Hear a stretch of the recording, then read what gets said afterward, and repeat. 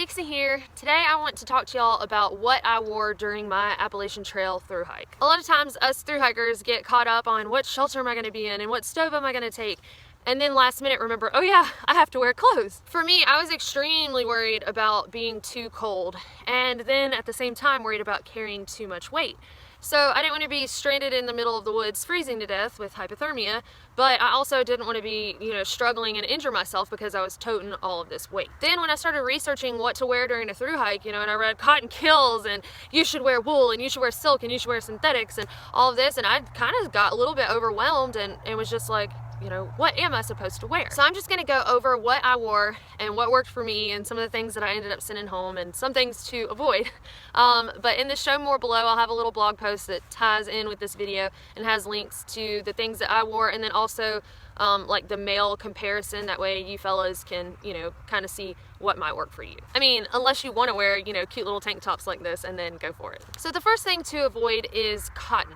You hear the saying, cotton kills 1,000 times on the trail, and I actually have a short little funny story that goes along with that. We were all sitting by this campfire during Trail Magic, and this fella was talking about, you youngsters say cotton kills. He's like, that's the most ridiculous thing I've ever heard in my life. A lot of us thru-hiked the trail in the 1990s or 1980s, and we wore cotton, and look, we're still here to talk about it. He said, it must be that GMO cotton that y'all are wearing. Now, while there may be something to that, it's just, cotton is not the safest material to hike in. It's not saying that you can't survive in it, but it's just best to avoid because cotton tends to hold moisture and it tends to take a long time to dry out. So if you're hiking in cotton and it's cold and you get wet, you could easily end up with hypothermia and die, and nobody wants to do that.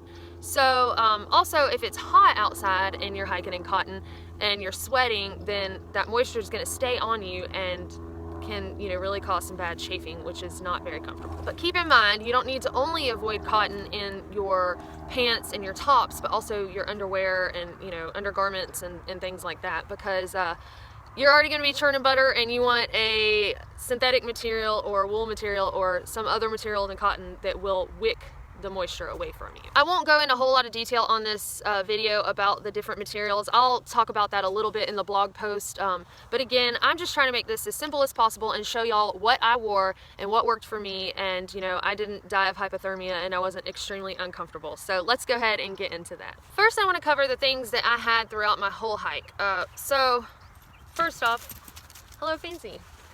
First off, I had my puffy coat the whole time. I don't know if everyone does this. I am cold-natured, and it also double-purposed as a pillow. So this coat I got from REI on sale, and that's the main reason that I picked it. It had a hood, and it is synthetic material. So of course, the most popular type of jacket or puffy coat on the AT is a down jacket. But I was on a budget, and this was on sale, so it worked out for me. It was comfortable and it served its purpose, and I could wash it every time I got to town, which I really liked, because I didn't have to worry about treating down in a special way and washing it with special detergents. So I am gonna go with a down coat on the PCT, but there is nothing wrong with this coat, and it was a good coat. Next, I had 2 sports bras and 2 pair of underwear when I started. Now I ended up sending one of the sports bras home to save weight. I know that sounds crazy, but once you realize you don't really need something, you start culling it out. I kept 3 pairs of socks on me the whole time. 1 pair only to sleep in. So it's important that you have a sleeping pair of socks to keep your feet warm when it is cold. I know that you don't want to hike in wet socks, but you got to, and keep 1 pair dry, so again, you don't get hypothermia and die. So I slept in a thick pair of smart wools, and then depending on the time of year, whether it was hot or cold, I alternated the type of socks I was hiking in. So I had longer socks. These are Darn Toughs, which I love, love, love. They're my favorite pair or brand of wool socks. And then, as it got a little bit warmer, I went with thinner socks and then like ankle socks and things like that. So, but again, I had at least 3 pair, usually only 3 pair. I think for a little while I did have 4 pair, but 1 to sleep in and then 2 to rotate out hiking in, and just changed out the thickness and the height as the seasons changed. The next thing I had with me the whole time was a tank top. So I actually had 2 tank tops to start with, and then I decided I didn't need 2 of them. Again, extra weight, and I sent 1 home, but I kept this one with me when it was cold and when it was warm, because it was just another layer, and even when it's cold outside, you do have warm days, right? So I went ahead and just kept this the whole time. And my shorts. I kept these Patagonia shorts the whole time because, again, even on cold days, you're going to get hot while you're moving. So they held up wonderfully in the whites, and I actually plan to wear these again for the PCT. So in addition to the extra tank top and sports bra I told y'all that I sent home, I actually started with these 3/4 length breeches. They're North Face, they're stretchy.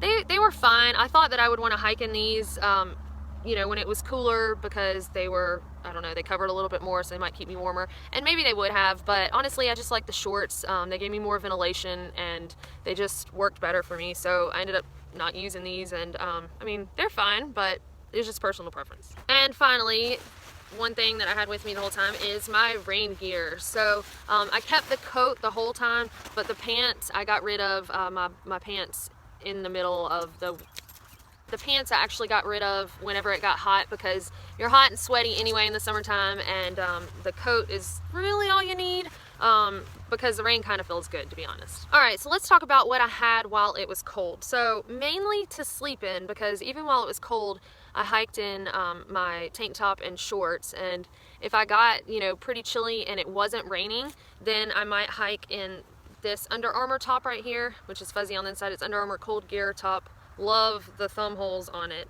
Not the most lightweight thing ever, but it was nice to sleep in this and sleep in my $10 leggings from like the Body Shop or something like that. They're fuzzy on the inside. So again, during cold weather, I had tank top, shorts, long sleeve Under Armour top,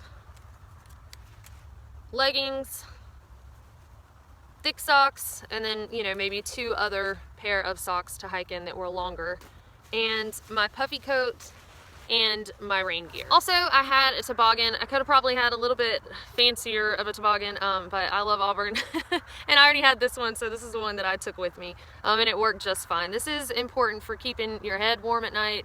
I really sweat too much in it while I was hiking, so normally I didn't have it on, and I had the hood on my puffy coat, but it is something that you definitely want to consider bringing with you. And then gloves. I actually didn't carry gloves, but I used an extra pair of socks as my gloves, so there were times that I had 4 pairs of socks and 1 acting as gloves, but could also act as socks if I needed them to. So some examples of what I did for different situations during cold weather. If I woke up and it was dry and it looked like, you know, the day wasn't going to be rainy or have any storms, which can change pretty quick in the mountains, just saying, but then maybe I would start off with the clothes that I slept in and put on my puffy over it. And even if it was extra cold, put on my rain gear on top of it and start hiking. Now, as soon as you start sweating, you need to pull some of that stuff off so that the clothes that you sleep in don't get wet. Now, if it's raining, then you got to have the self-control to put on your shorts, your tank top, and your rain gear and just hike in that, because you can't risk your puffy and the warm stuff that you sleep in getting wet. So you just got to embrace the suck sometimes and make it happen, because if you're moving and, you know, it's cold out, I mean, sure, you might be a little chilly, but you're not going to get hypothermia. If you keep moving, your body's going to get warm enough, and most of the time while you're hiking, you're going to sweat. All right, so when it got warm, what did I change? Well, again, I got rid of my rain pants, sent them home, and got rid of my Under Armour top, sent it home, and got rid of my leggings and sent them home. So this left me with, again, my puffy coat, just in case it got a little chilly, my tank top, my shorts, and my raincoat. But Dixie, what did you sleep in? Well, I'm glad you asked. So this is the part where you're gonna call me a hypocrite. I slept in a cotton Lion King top that I got from Walmart and some just cotton shorts.